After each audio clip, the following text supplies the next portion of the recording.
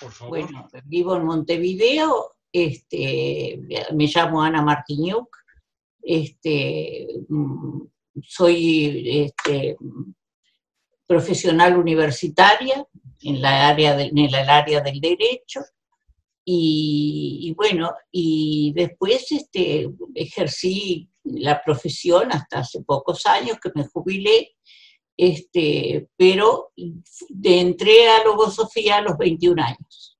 Ya. ¿Qué Porque tal? ya y siguiendo mi profesión universitaria yo decía, el objetivo de la vida, ¿cuál es? ¿Será esto nomás? Claro. ¿Será que yo me voy a recibir, a hacer dinero, tener hijos, ¿no? ¿Y será eso nomás el objetivo de la vida? Yo tenía unos padres que me hablaban mucho de la vida, porque eran descendientes, eran extranjeros, ¿no? Y viste que el extranjero vive en otra cultura, tiene guerras, tiene hambre, tiene muerte. La muerte, quieras que no, lleva a los seres a digamos, a madurar, lo que no le ha pasado al pueblo nuestro, por ejemplo, los uruguayos, esos conceptos, no hay una madurez cultural en ese sentido. Y yo, la vida, papá me hablaba de la vida y mamá también, del esfuerzo, de la evolución, porque si no la vida te aplasta, decía papá. Y era muy estimulante, mi padre y mi madre también. Y entonces yo ahí fue cuando empecé a busqué en religiones, no me llegaban adentro y veía una cantidad de aspectos que no me convencían. Después me estudié todas las filosofías, el existencialismo, Kierkegaard, Sartre, todo lo que me podía. Y nada me llegaba adentro, ¿no? Y fue cuando me invitaron a ir a Logosofía. Y en Logosofía me dijeron que no creer ni siquiera en Logosofía, eso ya me sirvió muchísimo, no creer ni siquiera en Logosofía. Estudie, investigue, aplíquelo a la vida y va a ir conociendo la ciencia logosófica. Pero el ambiente me agradó y ya al decirme que no tenía que creer, no me imponían nada, porque evidentemente que el ser humano se caracteriza por sus facultades inteligentes, mentales y sensibles, y cuando te rechaza mentalmente algo, por algo es. Y entonces ahí yo simplemente no sabía ni a qué entraba, te digo de verdad, Logosofía, pero me gustó esa presentación, no creer ni siquiera en Logosofía. Y bueno, y ahí empecé, y bueno, hace 68 años que estudio Logosofía nomás.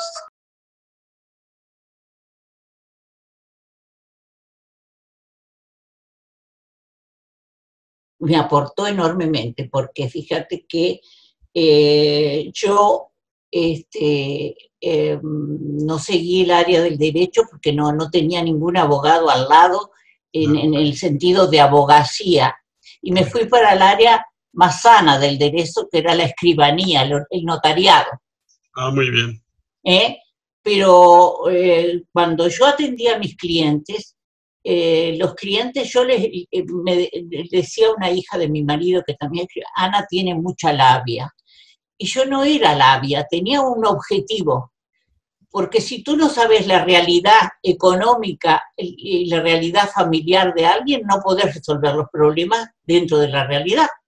Porque yo puedo resolver un problema tuyo en un bien, pero familiarmente, ¿qué tengo que hacer? Tengo que saber en qué situación está, si se está por divorciar, si se ha casado 2 veces, de dónde tiene hijos. ¿eh? Entonces yo entraba a hablarle y bueno, incluso la gente decía, qué espiritual es la escribana, porque yo le hablaba de ser humano a ser humano, pero ¿para qué? Para hacer las cosas bien. Y me vinculé mucho con los clientes. Hasta ahora, hace poco, que hace años que estoy jubilada, me llamó un abogado diciendo que un cliente le decía cómo estaba yo y preguntan por mí. Me vinculé de esa manera, pero porque no se puede ejercer ninguna profesión si tú no le pones a la además de lo intelectual lo humano.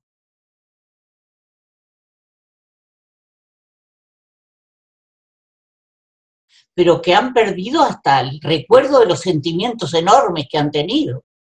Y ves hermanos que se pelean y eso es muy triste. Entonces, prever eso cuando tenés el conocimiento común, pero tenés además el conocimiento humano, a mí me ayudó enormemente la logosofía para eso. Y fíjate tú que tuve una experiencia muy linda que te la voy a contar cortita, porque había un señor que era profesor de la secundaria, ¿no? Que era muy buen profesor de historia y venía al estudio porque hablaba conmigo de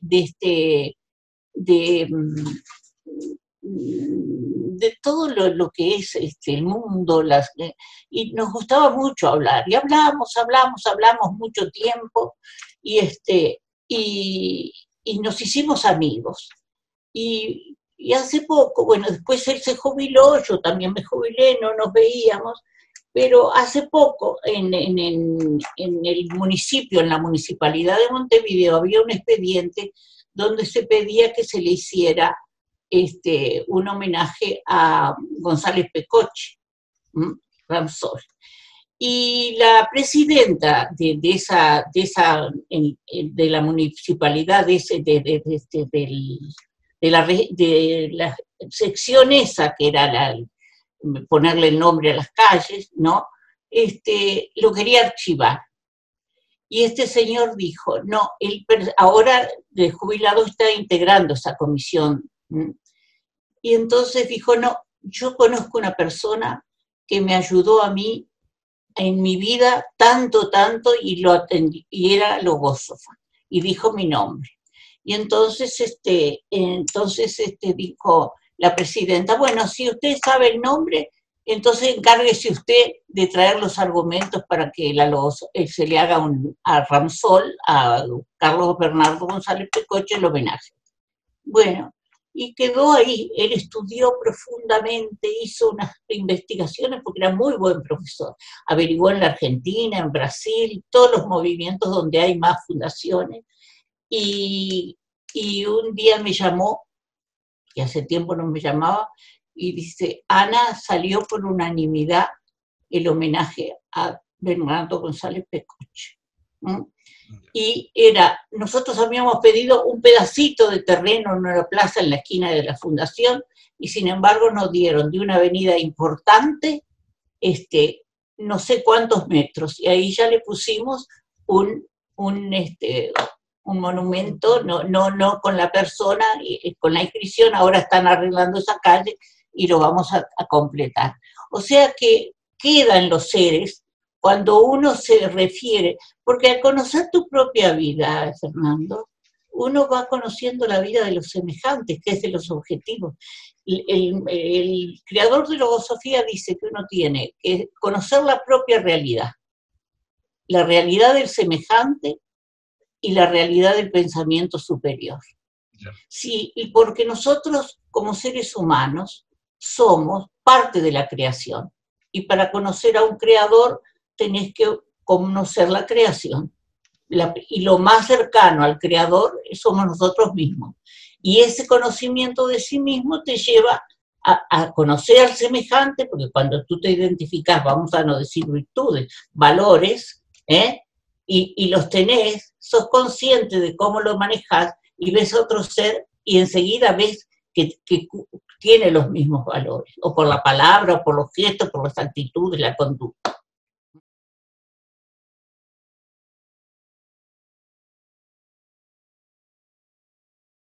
Docente en lo común en el Liceo Logosófico. Di clases de una materia que tenía que ver con la parte universitaria mía. Y después, en la institución, ya desde que ingresé, fui cubriendo todas las áreas, las áreas de núcleo, de preparar gente, porque nosotros no queremos número en logosofía, queremos calidad de personas. Entonces hay que informarle bien a qué vienen. Es hacer un esfuerzo permanente, pero ¿por qué la ventaja de ser seres humanos con jerarquía humana, con calidades? Yo al principio no entendía nada, pero cuando fui entrando en estudiar. Por ejemplo, yo me estaba poniendo pesimista porque no encontraba el sentido de la vida. Me estaba poniendo pesimista y yo decía, ¿pero qué es eso? Cuando el creador de Logosofía dijo que la alegría tenía que ser calidad inherente del buen discípulo, a mí yo lo respetaba ya porque lo oía en conferencias, y la primer tertulia, porque nosotros hacemos la parte de núcleo, de actividades de preparación, de sector juvenil, de todo, y la primer tertulia que yo di, porque es una vez por semana que damos una tertulia con un tema donde vienen todos, de cualquier nivel, los nuevos, los viejos, entonces se produce la vinculación entre todos con diferentes experiencias. Y entonces estudié la primer tertulia con la alegría. Y la cultivé hasta ahora, Fernando. Yo siempre trato de buscar los mejores pensamientos, los que te sostienen, los que te mantienen, como digo yo, erguida frente a la vida. Porque viste que la misma vejez física te va encorvando, como admitiendo que, bueno, que te vas y como que todo pierde interés, esperas la muerte, y te vinculás con los pensamientos de la partida. Y sin embargo, Logosofía, a mí dos conceptos que me han ayudado enormemente es tener la vida para evolucionar, para hacer un proceso de evolución, para mejorar, para vincularte al bien, ese es el objetivo. Entonces, si yo tengo ese objetivo, trato de mantenerlo siempre. Y te habitúas a manejar los elementos tan extraordinarios que nos da para penetrar en nosotros mismos, como el estudio de la mente, la sensibilidad y los pensamientos que te mueven, son los que rigen tu conducta.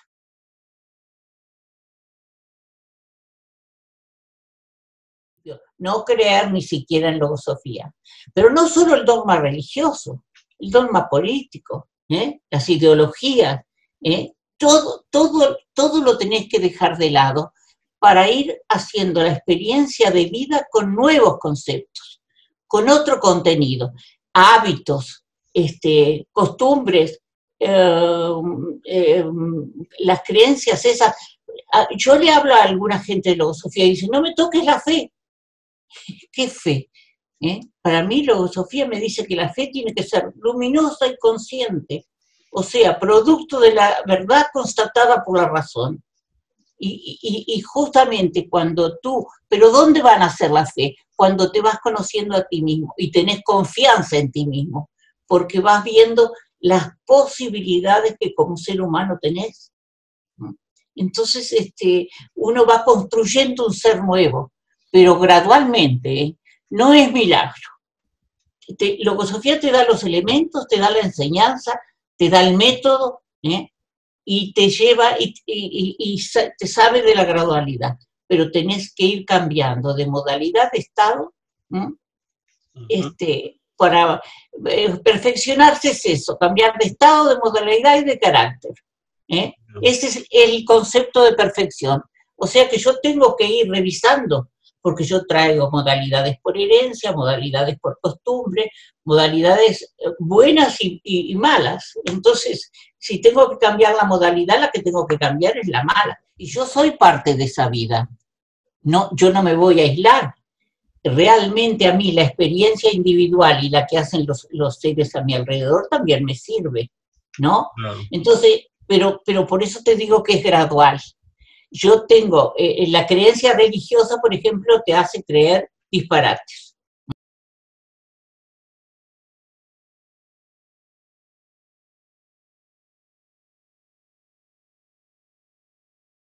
De niña, mamá nos bautizó y todo, pero nos bautizó, papá no era partidario, pero le hacía el gusto a mamá. Después fuimos a colegios públicos, yo fui a colegios públicos, mi familia no tenía tanto dinero y no había, en la época mía, no había tantos colegios particulares, yo vivía en el interior, así que no, pero realmente después vos ves que te va costando dejar ciertas cosas porque las tenés como metidas adentro y las querés ubicar en lo que vos ya conocés, ¿no?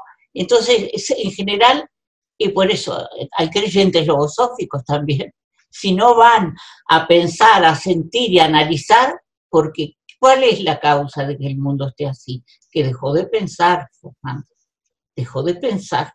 Y como dejó de pensar, no penetra en las causas.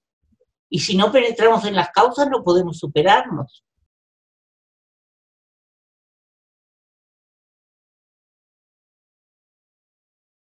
Te da conocimiento, pero el conocimiento te da, digamos, tiene una doctrina, y tú la tenés que ir aplicando, pero te da el método, ¿no? Entonces, tú sabés que es gradual, y primero tenés que identificar, y otro capítulo también que te hace estudiar muchísimo, es las deficiencias del ser humano.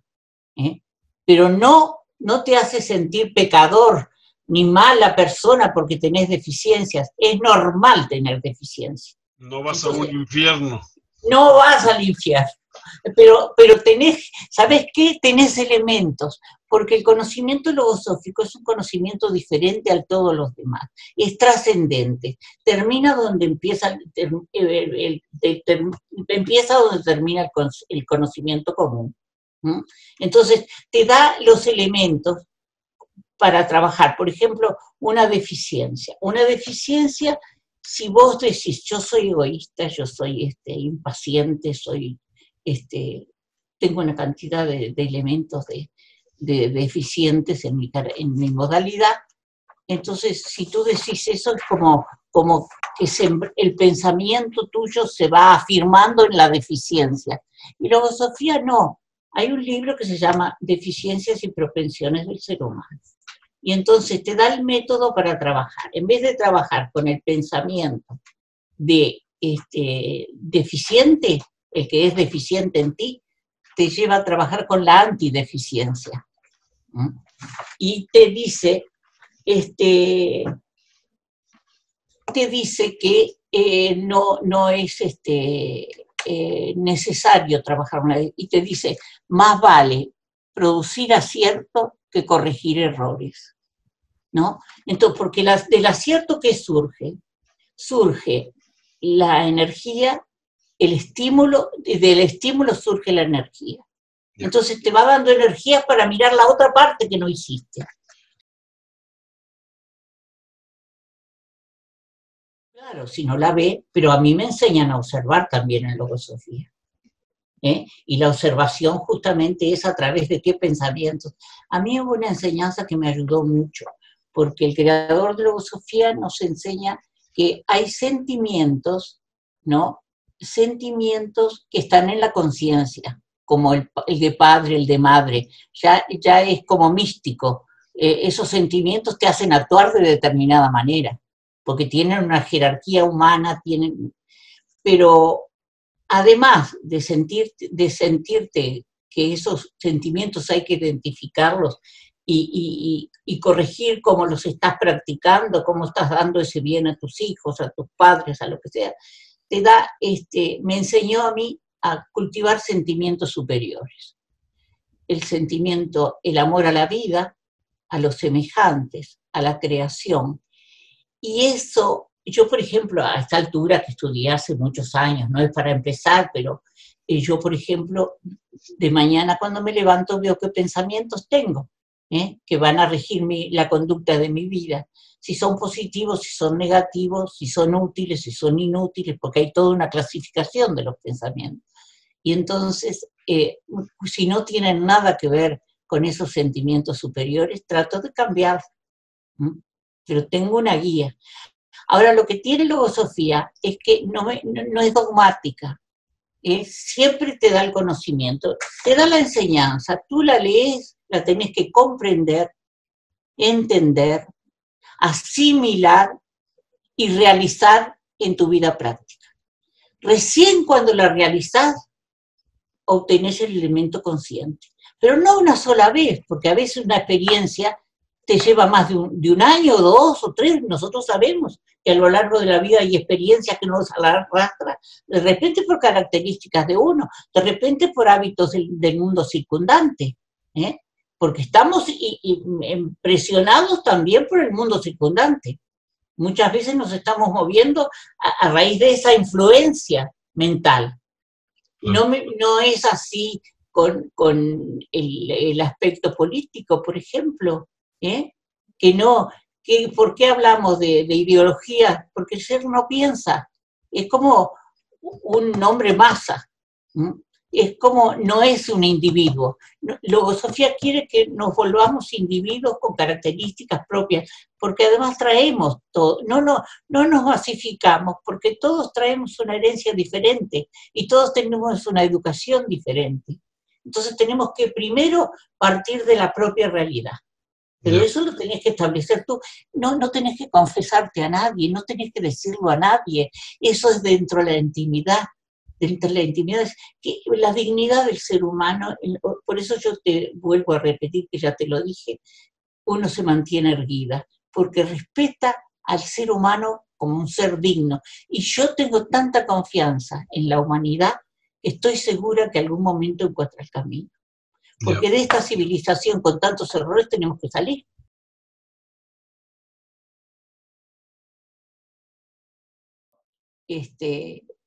Veo, no dejo de ver, ni la logosofía, porque incluso el creador de la logosofía tiene un mensaje donde habla justamente de todo lo que dejó cada civilización, y no la menosprecia, todo lo que deja cada civilización para el mundo, pero dice que a partir del momento ese, que era en el año 62 que lo escribió, dice que va a iniciar una nueva etapa con un conocimiento diferente, que es el trascendente, que es el que va a llevar a conocerse a sí mismo. Y otra cosa que yo quiero distinguir de lo que es logosofía y de lo que es la ciencia, que yo la valoro y me rijo por la ciencia porque no tengo ninguna creencia, donde está el conocimiento voy yo, pero hay un conocimiento que es intelectual, Fede, hay un conocimiento que es intelectual y no va a la parte. Tú ves un médico con grado 5, 10, lo que sea, y no va a la parte humana tuya y a ti. Uno sabe que todo el organismo es una armonía. Yo dejé un médico por eso, porque le dije, bueno, doctor, míreme a los ojos y no me conteste con los pensamientos que usted tiene. Contésteme a lo que yo le pregunto. No puedo porque estoy mirando el computador. Ah, fenómeno, le mandé una carta y no fui más. Y eso que me atendía hace tiempo, porque él era un ojo clínico bueno, pero ni te miraba a los ojos, ni te atendía, y te contestaba siempre lo que él estaba pensando. No era oírte, escucharte, porque el escucharnos, ¿qué es? Atender lo que el otro está diciendo. Tú ahora me estás diciendo que yo digo una cosa. Entonces, quiero distinguir lo que es el conocimiento. No menosprecia para nada ninguna área del conocimiento, ni del arte, ni de la cultura. No, logosofía no. Fíjate tú una cosa, si un ser humano tiene conocimientos intelectuales brillantes, escuchá nomás las reuniones universales para arreglar el mundo.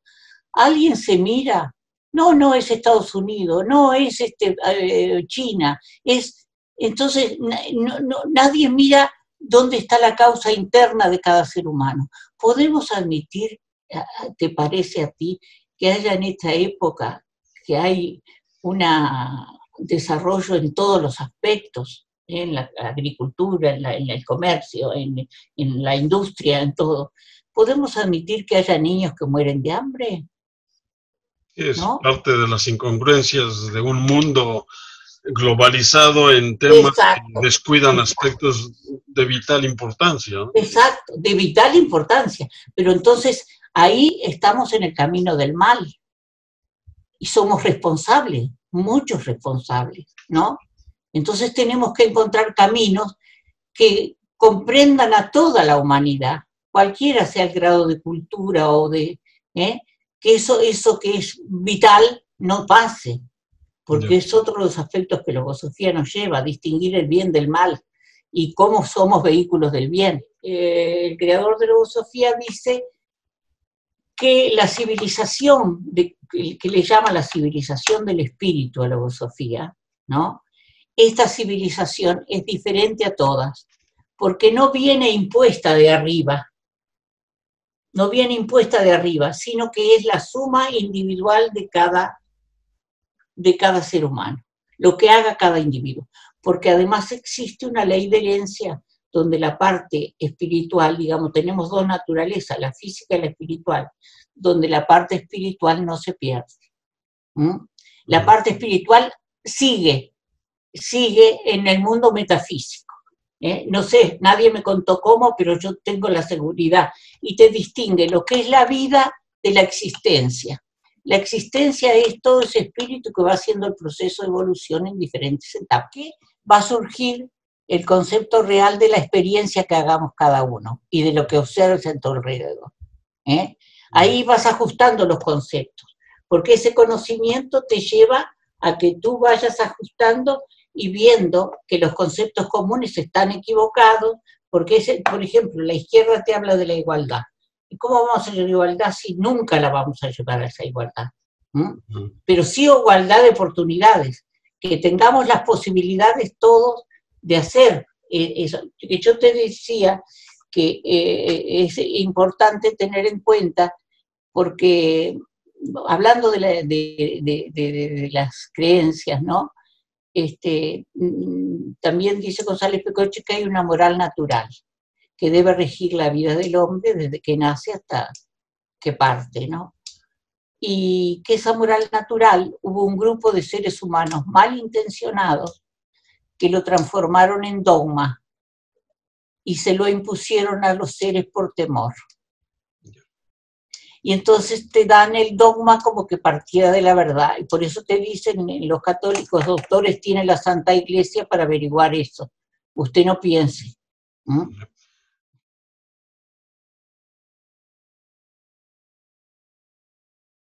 Yo te comprendo el razonamiento y te lo participo. Lo que pasa es que yo, como he comprobado tanto en Logosofía y te hablo con entusiasmo, te hago con la alegría que estoy convencida de que esta va a ser la base. Pero entiendo, por ejemplo, te quiero poner dos ejemplos. Entiendo que dentro de la institución no se elige por la parte económica. Hay gente muy humilde que ha hecho un proceso que es increíble. Claro. Y Logosofía te dice que todo el individuo evolucionado mejora a lo que tiene alrededor. Y yo te puedo comprobar por mi empleada, que hace 30 años que la tengo, y antes tenía la mamá, que ella hace un proceso anexo. Ella a veces me reclama determinadas cosas de la enseñanza. Y señora, la enseñanza, ¿y qué dice el maestro? Porque ella se las acuerda y actúa. Y se ha pulido de una manera que es un ser exquisito, espléndido persona, ¿no? Y además tenemos que confiar en una ley que es importantísimo, que es la ley del tiempo, y que el ser humano, dentro de sus sentimientos superiores, ese sentimiento de solidaridad lo vaya extendiendo.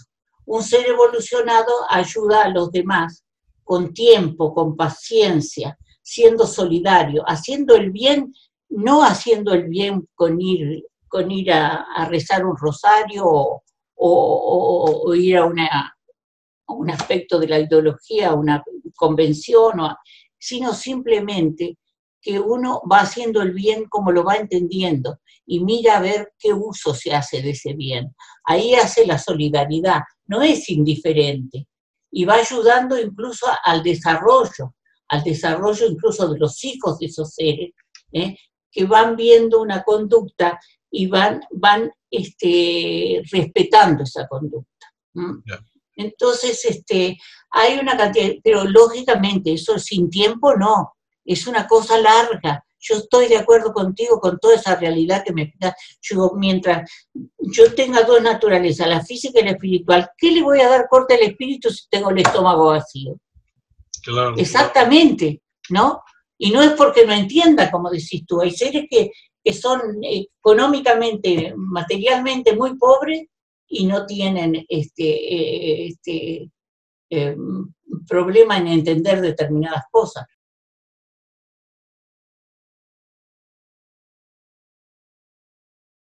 difusión, hay que difundir porque esto es la base de una nueva cultura. Estoy segura que es la base de una nueva cultura, pero convencida estoy. Y entonces, ahora por suerte, hay varios centros que se están extendiendo, ¿no? Se están extendiendo, ya hay en España, en Alemania otro grupito, en Estados Unidos, grupitos. Entonces, los que van a hacer la extensión son los elementos, porque el maestro era el director general de su obra. Yo siempre digo, el que sabe más de su obra era él, ¿no? Y nosotros tenemos que, él decía que las fuerzas de la logosofía estaban en los libros, en él que lo impartió, y estaba en el ambiente, porque el ambiente de la fundación es muy agradable, se trata cada uno de llevar los mejores pensamientos y las mejores conductas, que sus deficiencias no se manifiesten, y los discípulos. Y ahora, él falleció en el año 63, entonces ahora los discípulos tenemos una misión.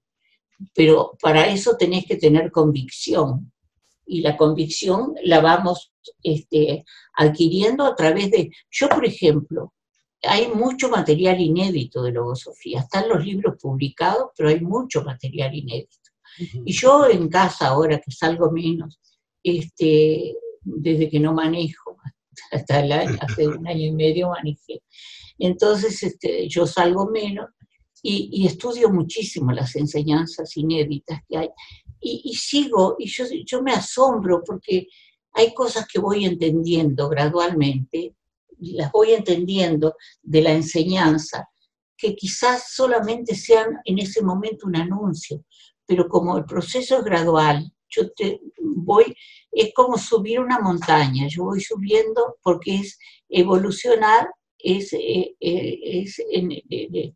espiral. Entonces voy subiendo, nunca te deja quieto, porque la actividad es el principio de la creación, ¿no? Nunca te deja quieto. Tú subís en espiral un poquito y sentiste que corregiste algo, que te mostró otro panorama y comprendiste otra cosa, entonces ahí es cuando decís, tengo que hacer otro camino. Nunca te deja quieto, ¿no?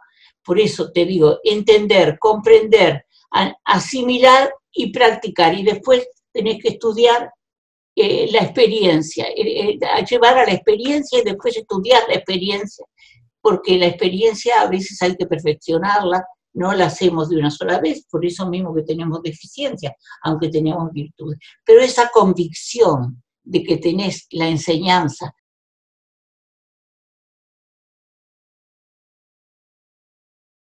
yo te puse el pesimismo, que era una tendencia que tenía, que la superé, y la superé para toda la vida, ¿no? Después, el ejemplo de haber marchado con los niños de mi marido, murió hace 43 años, y tengo a los hijos, los nietos, y como si fueran hijos. También ahí fue una experiencia que yo la escribí para Río, la primera experiencia, porque mis primeros 3 años fueron bravos, de casada. Con los 3 chiquilines, ¿no? Era muy difícil. Si yo no encontraba logosofía, yo decía, ¿para qué me casé? Y yo digo, bueno, me casé por sentimiento. Bueno, entonces, él me ubicaba en madre. Y yo dije, bueno, si me ubica en madre, me voy a ubicar en madre. Entonces decía, ay, vieja, está todo bien en casa, podemos irnos a Buenos Aires. No, ahora no, las nenas tienen noviecito, ahora no nos vamos. Yo le ponía el freno a él, ¿no? Y siempre, él era divorciado, y yo le decía, no, te doy el ejemplo de que yo le decía, no, acá no se habla mal de tu exmujer. Tú eras el más capaz y le elegiste esta madre, ahora no se la podés criticar, porque te estás criticando a ti mismo. O sea que tuvimos una relación de mucho sentimiento, pero mucha solidaridad y muy linda. Hicimos una familia otra vez. Y yo pienso que fue el momento donde él fue más feliz. Se murió con 54 años, ¿no? Pero fíjate tú que cuando yo empecé a hablar, quizás imprudentemente, de salir de la religión, mi marido tenía una madre muy vieja, muy religiosa. Y entonces un día un discípulo, cuando el creador empezó a hablar de que salir de las creencias, no de una, de todas, empezó a hablar, vino una discípula que venía a buscar a mi hermana, que era también discípula, y él estudiaba conmigo para recibirse. Y le planteó todo, entonces él le dijo a sus hijos que Logosofía iba contra la religión. Entonces ninguno de los chicos, pero la que aconseja y la que con quien vienen a hablar es conmigo por cualquier situación, ¿no? Pero no puede ser. El maestro dice que incluso la mejor oración para Dios es una conducta noble durante toda la vida. Claro. Y para eso te tenés que exigir, porque sabemos que muchas veces nos tocan el amor propio, la susceptibilidad, y tenemos conductas que son... Ninguno estamos libres de eso. Claro.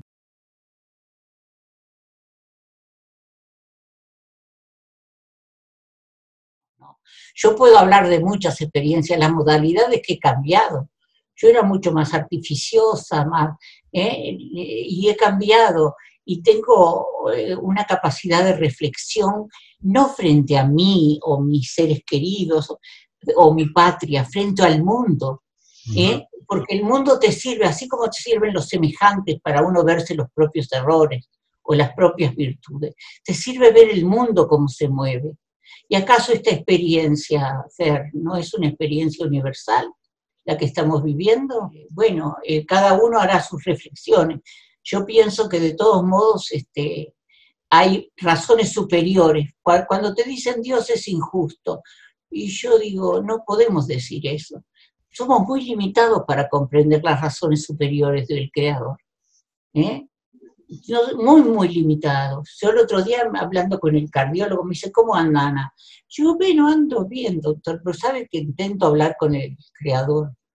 Y me quedó mirando, levantó la vista del computador y me quedó mirando. Y digo, pero ¿sabe una cosa, doctor? No me da corte. Y entonces me dice, con el barbudo. Y digo, no, perdóname, doctor, yo tengo otro concepto, no es ni gordo, ni flaco, ni rubio, ni barbudo, nada. Es una inteligencia superior que hizo toda la creación. Y lo hizo a usted y me hizo a mí. O sea que me miró y me dice, tiene razón. Pero pensaba que yo le iba a decir un disparate de vieja chocha.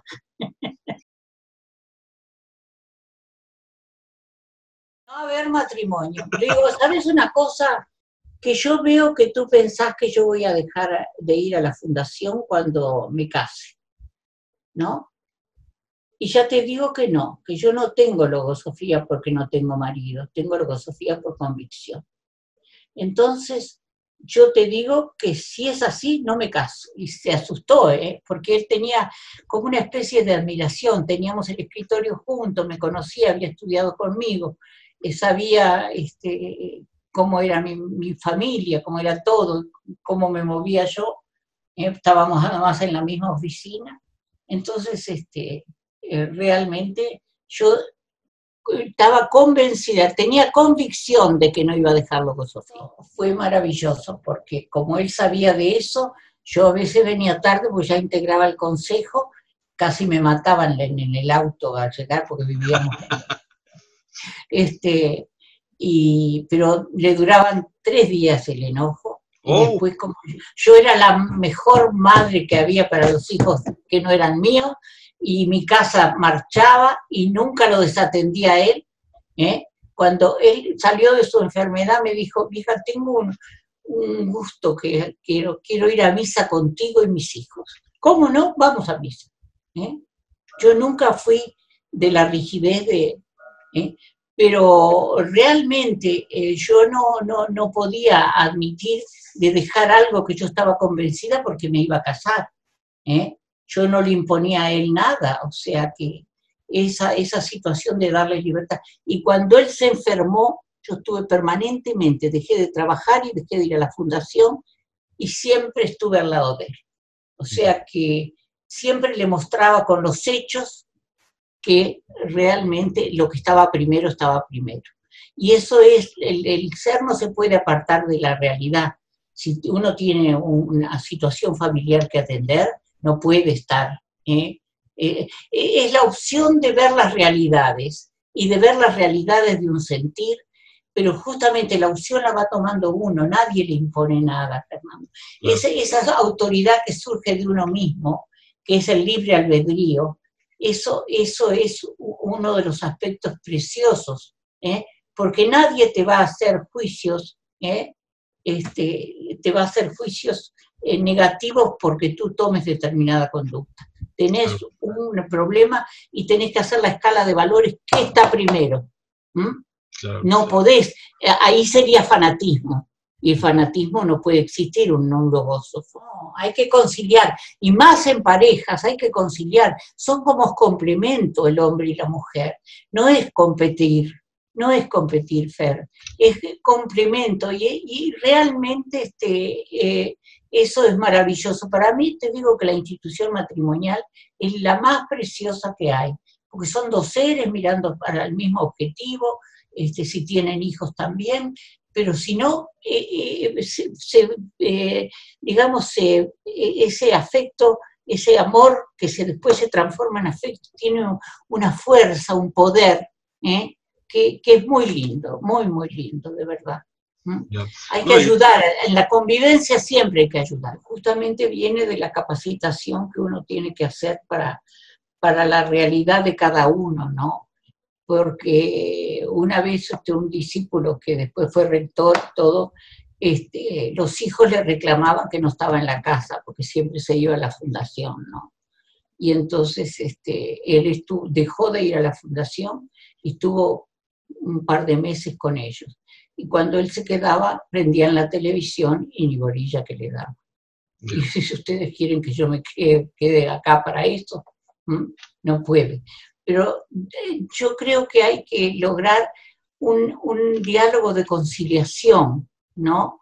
Y cada uno sabe su realidad, porque si viene agotado el trabajo, por ejemplo ahora, el sector juvenil se reúne de tardecita, pero cada vez hay más competencia. Si no te capacitas, con tal cosa o con tal otra, las mismas empresas van pagándole capacitación a los jóvenes y a todos para después tenerlos agarrados más, ¿no? Entonces, los absorben, se los tragan. Exacto. Le pagan esto, le pagan lo otro y lo llevan a un hotel precioso a hacer un intercambio por la empresa y son todas cosas materiales, los quitan. Si no, no van forjando la convicción ellos de que necesitan otro conocimiento para la vida, porque este es un conocimiento que no se tiene para la vida. El conocimiento de sí mismo, de la realidad de sí mismo, de la que nos rodea, de la realidad circundante, de las defensas mentales que tenemos que crear. Hay que ser un padre presente, hay que ser una madre que muestre que realmente tiene otros elementos para ampararlos, para ayudarles, para darles otra visión de la vida, ¿no?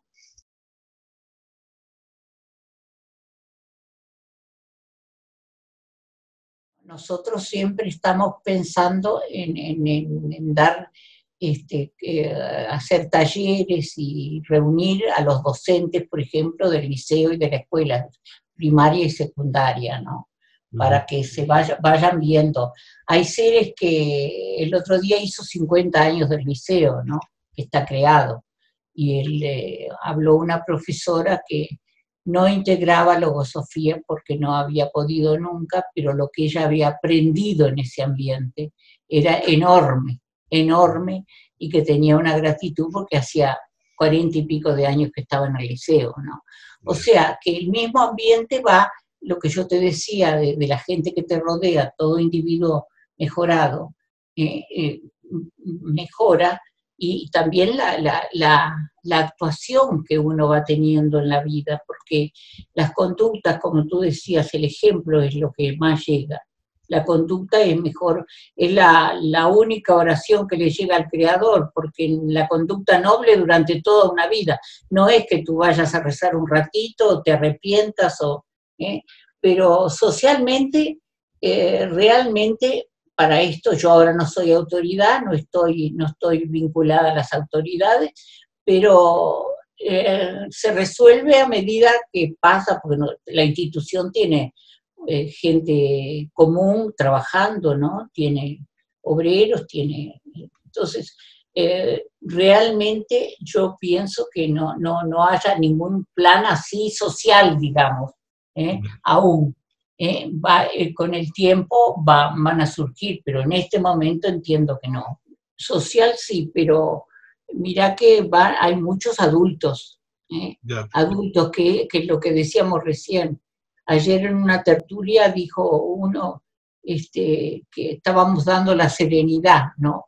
El serenar. Entonces, ¿por dónde surgía? Y uno dijo que a él tenía mucho que andar conduciendo vehículos y cómo le había mejorado simplemente ese aprender a serenarse hasta para el manejo, que le daba un descanso extraordinario, y que realmente él veía que su modalidad se había ido mejorando a través de la institución. Era un hombre mayor, pero bastante nuevo, ¿no? Agradeciendo, y puso en un ratito un montón de ejemplos prácticos así, que cercanos. Por eso, como la logosofía lleva a mirarse uno mismo y a ver qué elemento surge, qué elemento surge para ayudarse a él mismo, para cambiar, porque hay que cambiar de vida. Esta vida que tenemos, hay que afirmar lo que tenemos positivo y ver cómo podemos cambiar lo que tenemos negativo. Pero para eso hay que aprender a observarse, y observarse con el afán de perfeccionarse, no de pasarse la mano al hombro y decir qué linda que soy, no, verse de verdad, como uno no lo tiene que decir a nadie. Pero hay una responsabilidad personal, exacto, en ese sentido, en lo social, ¿no? Exacto, y eso lo extiende, a través del mundo lo va extendiendo. Por eso nosotros queremos hacer difusión. Yeah. Por eso yo hablo con todo el mundo de logosofía. Me dicen, ¿por qué no hablo por radio? ¿Por qué no atiendo a la gente por computadora? Y yo digo, no, a mí me basta con hablar, porque tengo tanta gratitud de lo que ha hecho en nuestras vidas y veo en las vidas de los discípulos, que realmente siento la necesidad de que le llegue a los demás. Como bien. Y tuve 2 oportunidades. Lo conocí como discípula general, cuando iba al salón a dar conferencias, ¿no? Y en el año 59 me designó como oyente del Pentágono. El Pentágono es el cuerpo docente que rige todos los aspectos docentes de la institución a través de la enseñanza, por supuesto. Dirigir las clases. Primero no nos dejó hablar a los que nos nombró de oyente, y enseguida nos dejó hablar. Ver directamente cómo daba la diferencia de una conferencia que te hablaba 2 horas, 2 horas, y no te dejaba... Vos pensabas que tenía algo escrito, nunca tenía nada escrito. Y 2 horas con una precisión en el lenguaje. Era increíble cómo trabajaba el maestro y cómo dice que sacaba los temas de la mente de los discípulos, y tocaba temas de necesidad en el ambiente. Y cuando fui a las clases, verlo trabajar directamente con sus discípulos, porque interveníamos después, él nos hacía preguntas, de por qué tal cosa, y nos corregía el lenguaje, y nos ubicaba. Nunca nos señaló ni nos marcó ninguna orden de hacer nada, ni de corregir las deficiencias, ni nada. Él hablaba en general, pero nunca nos disminuyó, siempre nos resaltó, nos decía cosas que él veía que no hacíamos, ¿no? Pero cambiaba el ambiente mental de una manera, porque era una fuerza que daba al ambiente. Evidentemente era un ser superior. Y además, toda su conducta de vida, la vieron los discípulos, sus amigos eran discípulos, y sí, nunca ocultó nada de su vida, desde los 29 años que encontró la forma de acercarse a los discípulos, ¿no? Y tuvo una vida sacrificada, con un hijo enfermo,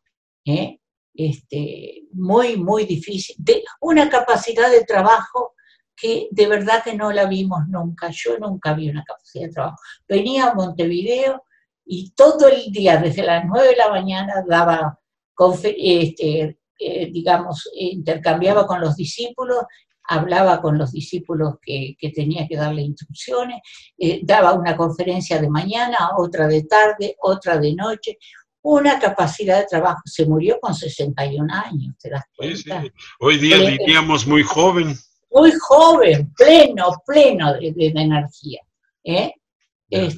Y después que vamos encontrando en las conferencias que él nos iba anunciando qué van a hacer cuando no esté el maestro, ¿no? Si me permite la vida continuar, podremos entrar a estos temas. Siempre programando. Dice que todas las enseñanzas de filosofía hay que enfocarlas hacia el futuro, todas. Y yo veo ahora la vigencia que tiene la filosofía para este futuro, que fíjate que si el creador se fue con 61 años en el año 63, te das cuenta que ese futuro lo vemos, lo palpamos. Está cumpliendo 90 años la filosofía desde su origen. Exacto. ¿Sí? ¿Y cómo se mantiene? Y la vigencia que tiene, Fer, te digo que sí, porque yo, si me dijeras, estoy encerrada como una viejita acá, pero yo leo el diario, me informo, leo libros, y todo lo miro a través de los conceptos filosóficos, y veo la vigencia que tiene aún para este momento. Él confió en su enseñanza, que tenía tanto contenido, que ese contenido confiaba en sus discípulos que la aplicaran, hicieran lo que él. Por eso te digo, cuando movía la fuerza, dijo, y los discípulos. Así que los discípulos tenemos una misión. Entonces, confía en sus discípulos. Yo de verdad que valoro tanto y tengo tanta gratitud por la enseñanza y por lo que va haciendo en los discípulos. Esos discípulos que ingresaron y que no tenían ni cultura y que eran obreros, que era un relojero, otro, no sé, que era Salgado. Y tú los ves cómo van haciendo cambios y hacen reflexiones y decían, Dios mío, lo que es la enseñanza, que es capaz de, para todas las mentalidades, cada uno toma lo que puede. El otro día fui a la tertulia internacional, ¿no? Que van, y yo fui a la tertulia y había de Bogotá, de Colombia, de España, de todos lados, éramos 70 y pico. Y una mente preparada puede hacer un ambiente diferente y ayudar a la vez. Un concepto, una palabra que uno pueda decir, y si das el ejemplo además, eso es de mucho valor. Es que la confianza es una fuerza y un poder. Tenemos que saber de dónde la causa de la fuerza y de ese poder. Si yo no confío en mí, ¿por qué confío en mí? Porque estoy desarrollando, bajando las deficiencias y desarrollando mis capacidades. Pero no porque me sienta el número uno, yo le juro a los discípulos. Saben que a mí me dice el maestro que hay que decir que tenemos las 66 deficiencias. Son 22 deficiencias y las otras son propensiones. Y yo le digo, ¿saben? A mí me queda solo la vanidad. Ok, pues hay muchas cosas que agradecerte, pero quiero pensar que la gente que no esté en logosofía y que te escuche, le entusiasme ver a alguien con tu sonrisa, con tus palabras. Ahora mismo que hablabas de con los hijos, me imagino mucha gente se va a proyectar y decir, caray, algo de esto yo quiero, ¿no? Claro. Bueno, espero que sí, que sea útil. A mí me fue feliz verte a ti. La primera felicidad es verte a ti. Igualmente. Pues bueno, nada. Porque quiero mucho a Maru, y también si podemos lograr algo para la obra, sería una maravilla. Se trata de sumar. Exacto, exactamente. Eso es lo que tenemos que hacer todos los seres humanos. Pero en general los vivimos criticando. Este es así, así, así. No, este es buenísimo porque tiene tales condiciones. Así sumamos. Es cambio de actitud. El cambio de actitud, exactamente. Muy bien. Pues para la revista, para nosotros, para la gente que está contigo, seguramente va a ser grato escucharte y que, bueno, que esto sirva para un bien común. Exacto. Te lo agradezco enormemente, Fernando.